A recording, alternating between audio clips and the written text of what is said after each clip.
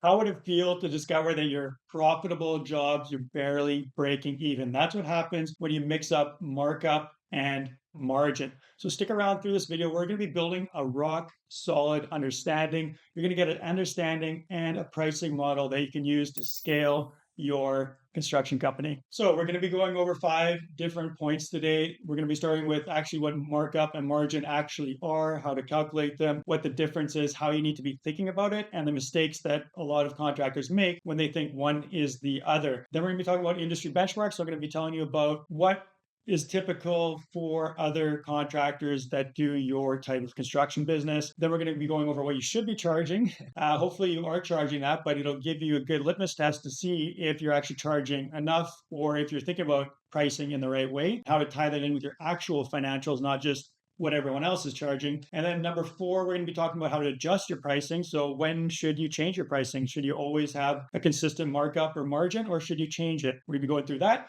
And then lastly, I'm going to be showing you how do you grow your margin. So it's one thing to know what to charge, but how do you grow that? How do you increase your margin in your construction business as you grow your company? And are they the same thing? So first one we're going to get into right away is markup versus margin. The simplest way to explain this is that markup is what you add on top of your cost. So you've got your hard cost, labor and materials are typical. Could be other things, but normally that's what you're going to have. So if you got $100,000 of materials and labor, your markup is, let's say, 20%. Then that's going to be $20,000 on top of that. Margin is something correlated but different. Margin is your gross profit from sales. And from sales is the important distinction here because it's not tied necessarily to your cost, it's tied to the overall sales. So if your sales $120,000, 20% margin is not equivalent to that 20% markup. And I'm going to be going through exactly what that calculation is to be able to make that calculation and how to do it. This is the easiest way that I've found, and it's actually quite simple. So get out the good old abacus here. So we got $100,000. Like I said, you timed that by 20%, 120,000. I think you understand that I don't need to show you. If you want to actually figure out the margin though, what's 20% margin on $100,000? Then you're going to go divide by 0.8. So zero point 0.8 would be like 20,000 or 20% margin. If you understand, 80% is 0.8, that's gonna be $125,000. So you can see that there's a $5,000 difference only just on $100,000. So if you are doing 1 million, 2 million, 5 million in sales this year, you could be losing hundreds of thousands of dollars if you're mixing up margin and markup and not considering them the right way. And you may be thinking that I'm already charging my maximum. I already know that I need to, charge more and my markup margin, what's the difference, right? Well, when you go to your actual financials and you're making decisions from financials, it makes a big difference because you're probably thinking in markup when you should be thinking in margin. That's going to lead me into my third point. But number 2, before we get there, is industry standards. So what's normal across the industry? What I've seen in my experience and I feel is typical for a lot of residential or smaller commercial type contractors, when you get into the very large commercial projects, margins shrink a lot and likewise markups shrink a lot. So that is a whole nother ballgame. I'm talking about your typical contracting businesses doing somewhere between anywhere up to like $5 to $10 million in annual sales. In remodeling, renovations, you're probably looking at anywhere from about a 25 to 30% markup. That'll translate into about a 20% margin, 4% margin. So remember, there is a difference there. For a home builder, so if you're doing home building, your typical project size is maybe $500,000 to $1 million home. Then you're looking at probably about a 20 to 25% markup. If you are a subcontractor, electrician, plumber, concrete guy, framer, whatever, you're probably looking somewhere, larger markup, larger margins, maybe 35, 40, 50%, even more. The sky's the limit, depending on what kind of jobs you do and your area and all these different things. So those are kind of industry benchmarks. So that gives you an idea of kind of like what other people are most likely charging. But that doesn't mean that's what you should charge because your business may be running a lot leaner or a lot more heavy on overhead, which is a very big indicator of what you should be charging. Point number 3 here You with me? Every point we're building on this to get to the end to explain why you need to adjust your pricing in certain circumstances, as well as how to grow your margins. So number 3 is what you should charge. The calculation you need to do is look at your last 12 months of overhead, divide by 12 to get your monthly average overhead over the past 12 months. If I didn't explain that correctly, essentially, let's say you spent, I don't know, we'll keep it with $100,000 because it's an easy calculation. You spend $100,000 in overhead. This is your insurance, your office admin staff, anything that's not attributed to like material or labor for a project, essentially. You would then divide that by 12. So you're looking at, I don't know the calculation, I can get my calculator here, but somewhere, ballpark, I'm guessing around, let's say like $9,000 comes out as your average overhead. And then you divide that. So your $9,000 divided by your average sales. So if you're doing, let's say, you could do it on an annual basis too. But anyways, you want to divide your overhead by your sales, and that'll give you a percentage. Typically, a lot of construction businesses, you're going to be operating around 10 to 15% overhead. Is typical. Again, you could be, if you're starting out, maybe it's a super low because you're probably not paying yourself like a normal employee, although you should factor that in. Or if you're a larger business, your overhead is probably typically higher, but you have more freedom as the business owner, or should anyways. If you don't, talk to me, we'll get some systems in place and get you some freedom. But anyways, that is a very important calculation to do because it'll tell you, are you at 10%, are you at 15%, are you at 12.7% overhead? And the difference between the markup and the margin is that percentage that you got of your overhead, that is a margin type calculation. So that's because it's of your annual sales. Remember what I've mentioned earlier about sales is the margin is attributed to your overall sales, not how much you're adding on top of what your costs are. So this is where you could be like, I have markup of 20% and I have business overhead of 15%. So I'm making 5%.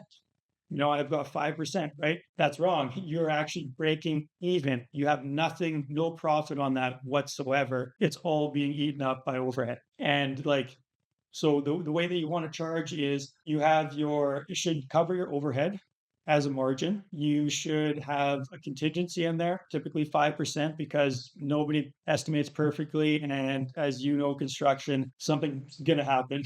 Things are going to take longer. You're going to have to pay more for materials. You're going to have to maybe get a different subcontractor. Anything and everything can happen, right? So you need to have contingency in there. And then you have to figure out what's a healthy profit for yourself to make sure that you are actually profitable in the day, not just paying yourself a living wage, but actually having profit on top of that. So is this making sense? Is this kind of opening your eyes? So if you want a margin, a 20% margin, you need to be charging 25% markup. That's how the calculation works. You can go use a calculator like I mentioned earlier to figure that out. And you should go online. I'm sure there's equations and all kinds of stuff to help you out, figure that out in calculators online. So we're not going to go through it right now, but that is the calculation you need to know what you should be charging. Now, when should you adjust that? Should you just have a straight 25%, 40% markup, 30% markup across the board? No, you should not, because that's not a good way to run your business. And not every job is the same. Not every client is the same. Not every time of year is the same. So how should you adjust that? That leads me to my number 4 point. So with me here, you're following, we're building so you can scale. That's the goal here. Scale in style, right? Not with your going crazy and everything. So, and I got this wrong. So if this is all confusing to you, go through it again, drop a comment. I'd love to hear your comments. If I didn't explain something well, or if you have some other point to make, or tell me, Derek, you're wrong. Love to hear you in the comments. I will answer them and respond. So number 4, when should you adjust your pricing? Small projects. If you get small projects, raise your markup, raise your margin. It needs to be worth your time. And there's a certain level of effort and energy that goes into having a client, whether it's a $10,000 project or a $10 million project. Just having a client takes time. It takes admin. It takes going through your system. It takes your time as an owner to talk to them. So those jobs, obviously, one is much more appealing to do a $10 million job than a $10,000 job. So you need to adjust your markup and margin for those jobs, the pricing. I'm just going to use pricing so I can stop saying markup and margin because you're probably tired of that already, like I am as well. So your pricing. This will also do another thing for you, is that as you add more, price increase on those smaller projects, that means they'll be less attractive. You'll get less of them. And this is actually what you want, because you don't want to be doing a whole bunch of small projects. You don't want to be the small project contractor that comes in to do a bathroom or a kitchen here and there. You want larger projects, unless you're a bathroom remodeler and that's like all you do. But even so, you don't want to be doing the Home Depot special of, slapping in and out a bathtub or something. You want to be doing some nice, larger $100,000, $150,000 bathrooms, right? So mark those up. You'll do less of them. Plus, the ones that you do get, those smaller projects, you'll still be very profitable. They'll be worth your time. You'll still feel like it's a good investment to take on this client and do their project, even if it's a smaller project, because you're getting paid well and you can still provide that high level of quality client experience that people would come to expect doing business with a great, contractor like yourself. So that small project, busy times. You should always be busy. I'm going to get to that in my next point, number 5. That's where we hit the gas pedal. We take off here of how to grow your margins. But during busy times, do not meet demand. This is a big mistake. I've done this. I remember being at wit's end, waking up at like 3, 4 in the morning to try to get estimates in place and catch up on paperwork and work all day and into the night. And it's just like nuts. And we had lots of revenue, but we were not making a lot of money. And I was driving myself crazy by trying to facilitate demand. What I should have done is raise my prices, schedule out clients and said, sorry, we can't get to your project this month. We're going to have to schedule in our pipeline of projects for 2, 3, 5, 6 months out, right? This is the position you want to be, is have projects lined up multiple months, if not half a year to a year out. And that way you can much better keep a steady flow and you can grow sustainably and you can charge more. When you know you've got projects booked out 6 months, 8 months, 12 months in advance, and you've got consistent leads coming in, you're not in this survival mode, this boom and bust cycle where you're, having to lower your margins and then things get busy and, you're raising and lowering all this stuff. You need that demand and you don't meet the demand. As far as if you have like 10 projects, all of a sudden, 10 big projects come in, schedule them out.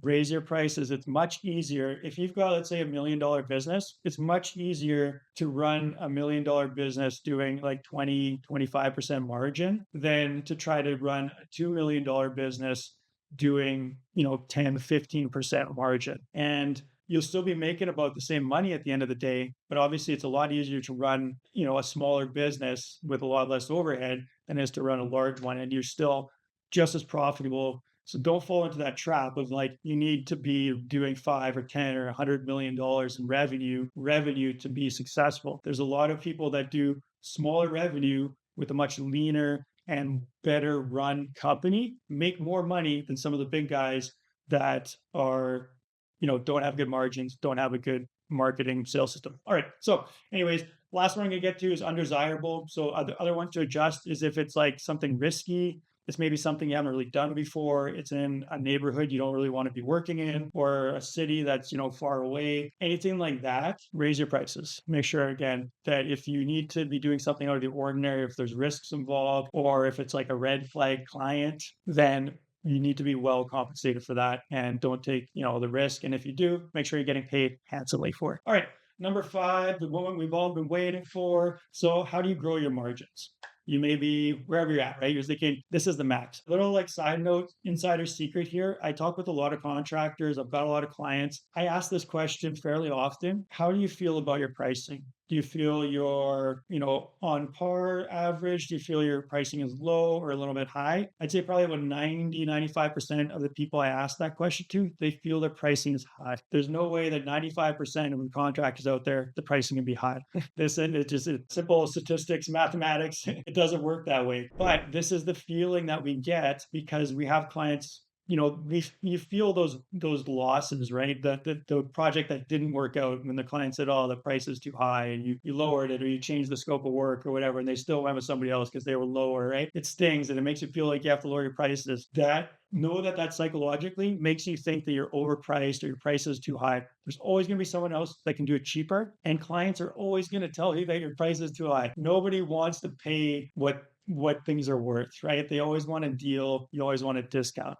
You're probably the same way. So when you're getting that from clients as a sales, mindset, to them telling you your price is too high, that is terrific. That is wonderful news. That means that there's a value there, that you are pricing well, that they understand that you are not a cheap contractor. You do not want to be, a race to the bottom, everybody loses. So just know that you can raise your prices, you can have high prices as long as you have the marketing, which leads me to the second section. I touched on it earlier one, so I'm not going to go in depth in it, but you do not want to be meeting demand. You want to build demand with really strong marketing and sales, like probably anywhere from two, depending on the size of your business, but 2 to 5% of your revenue should be going to marketing, whether that is ads, an agency, social media, content, hiring someone or whatever. But you should have a percentage of your revenue allocated to marketing and